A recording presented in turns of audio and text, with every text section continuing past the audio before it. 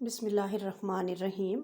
Dear students, आप सबको जामिया नुसरत के एजुकेशनल चैनल लर्न ऑनलाइन पर खुश आमदीद। इस चैनल के ज़रिए आपको रोज़ाना लेक्चर्स भेजे जाएंगे ताकि आपकी स्टडीज़ मुतासिर ना हों। यकीनन आपको ये चैनल पसंद आएगा। इसको सब्सक्राइब करें और लाइक करें। इससे भरपूर फ़ायदा उठाने की कोशिश करें।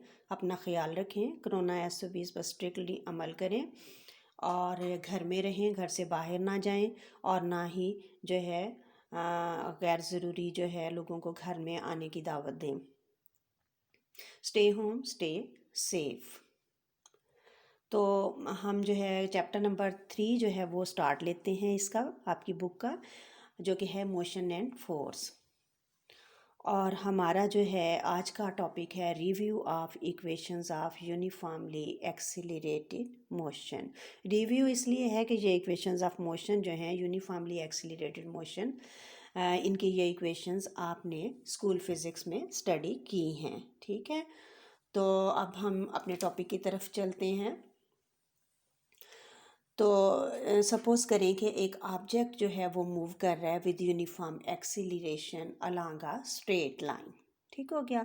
अगर हम इनिशियल वेलोसिटी जो है उसको VI से डिनोट करें और फाइनल वेलोसिटी जो कि आफ्टर टाइम इंटरवल T जो है वो VF हो जाए, और डिस्टेंस जो इस ड्यूरेशन में बॉडी कवर करे उसको हम S से डिनोट अगर हम करें, तो हमारे पास कुछ रिजल्ट्स हैं इक्वेशंस की फॉर्म में।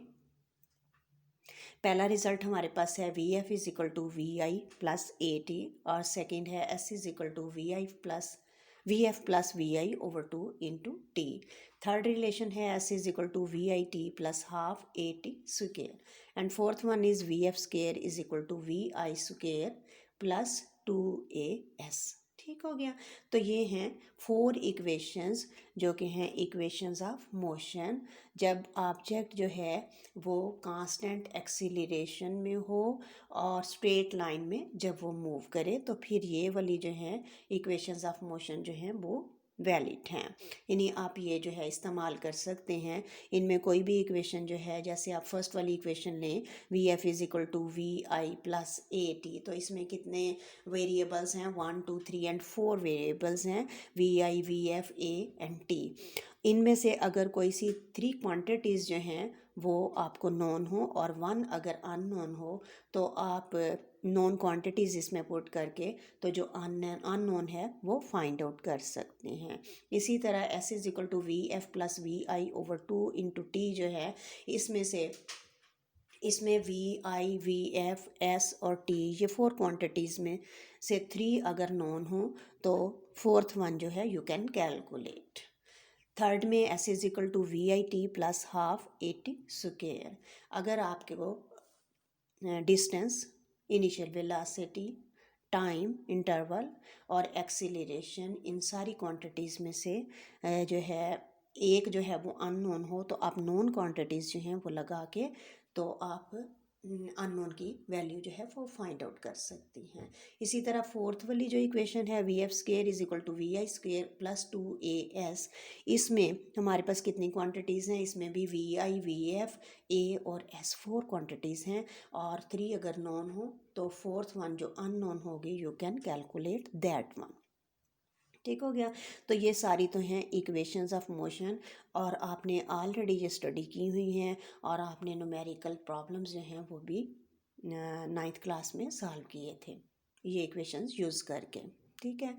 अब आप जो है इसमें इक्वेशन नंबर 2 जो है उसकी तरफ अगर जाएं, S is equal to VF plus VI over 2 into T, तो ये इक्वेशन जो है इसको अगर आप देखें, ये देखें S इज इक्वल टू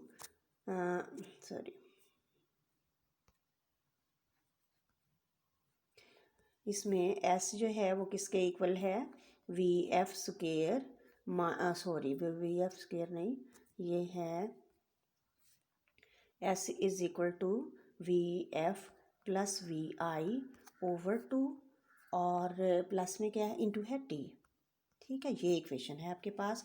अब ये देखें कि इसमें VF प्लस VI जो है, VF प्लस VI ओवर 2 जो है ये होती है एवरेज वेलोसिटी। ठीक है। अगर मैं अब इस इक्वेशन में इसकी बजाय जो है एवरेज वेलासिटी पुट कर दूं तो मेरी इक्वेशन बन जाएगी S is equal to V average into T बन जाएगी। ठीक है, तो आपने एक इक्वेशन पढ़ी थी S is equal to V into T, तो ये वही इक्वेशन है। ठीक है, अगर आपको वैसे ही एवरेज वेलासिटी गिवन हो तो फिर तो आप जो है S is equal to V average into T जो है वो पुट कर देंगे।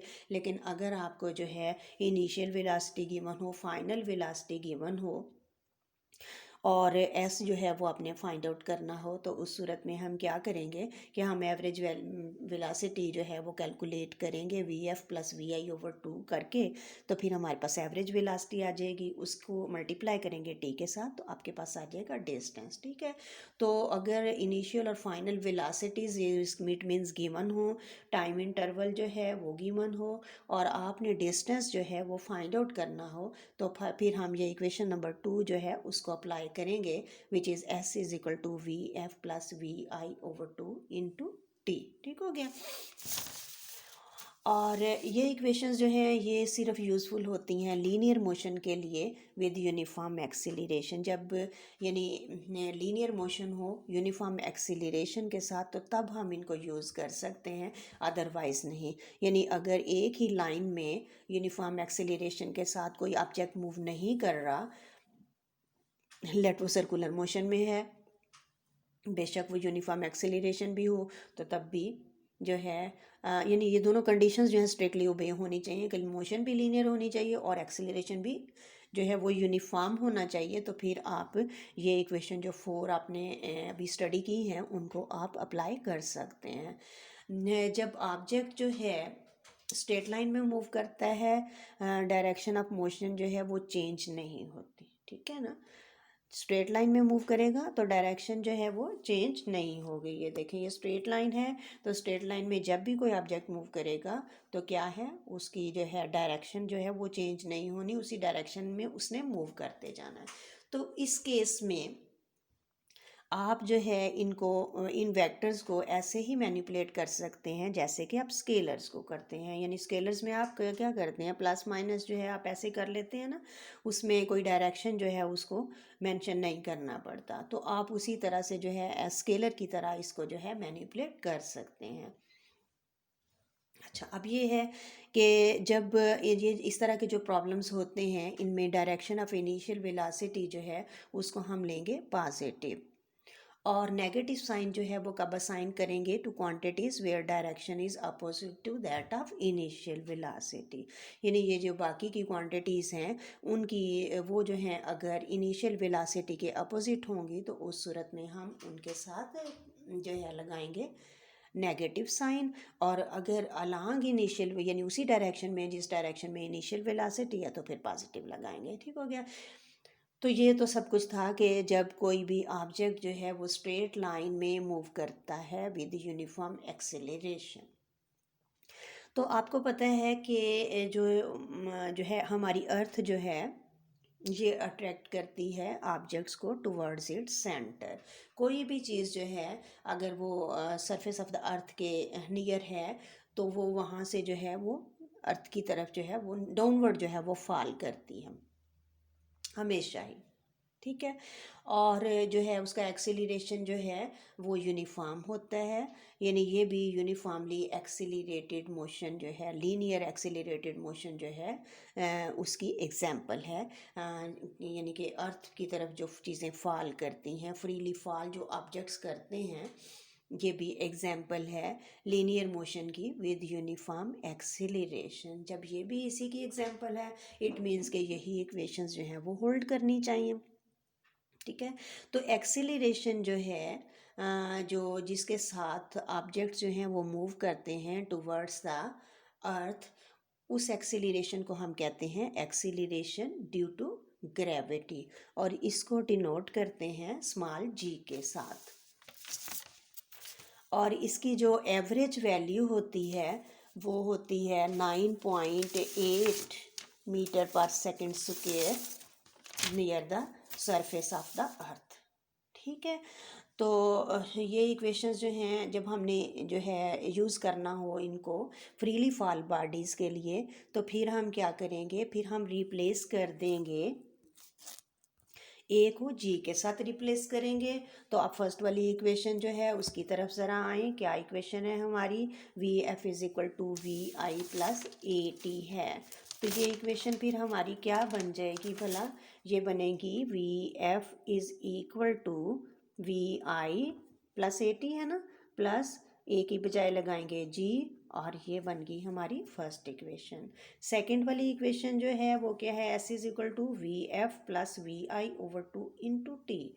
तो इसमें तो ऐसा जो है एक्सीलरेशन ही नहीं है।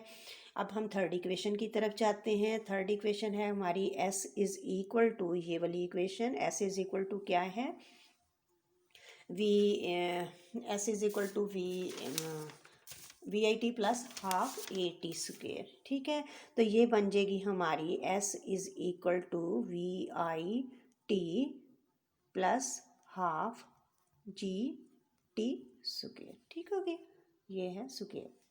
थर्ड और नेक्स्ट इक्वेशन हमारी जो है वो है V F square is equal to क्या है भला, V F square is equal to V I square plus 2as। तो ये हमारी हो जाएगी V F square is equal to V I square plus 2gs। ठीक है, यही वाली इक्वेशन जो है इसको हम यूं भी लिख सकते हैं, 2gs is equal to V F square minus V I square. ठीक हो गया ये। तो ये सारी हमारी हो गई इक्वेशंस ऑफ मोशन। उम्मीद है आप लोगों को समझ आ गई होगी। अब आप जो है इसके जो है एग्जांपल्स जो हैं, पहले इससे रिलेटेड जो एग्जांपल है उसको सॉल्व कर लीजिए, और फिर इससे रिलेटेड जो न्यूमेरिकल्स हैं उनको भी सॉल्व कर लें। जो सवाल आपको ना आए फिर आप मुझे बता दें, मैं इंशाल्लाह आपको जो है वो सवाल भी करवा दूँगी। ठीक है।